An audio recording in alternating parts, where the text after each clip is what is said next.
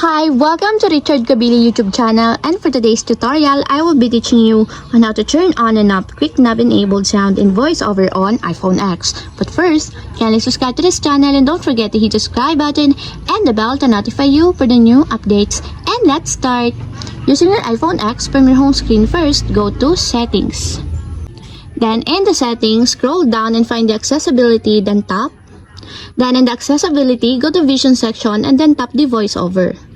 Then in the voiceover, scroll down and tap the audio.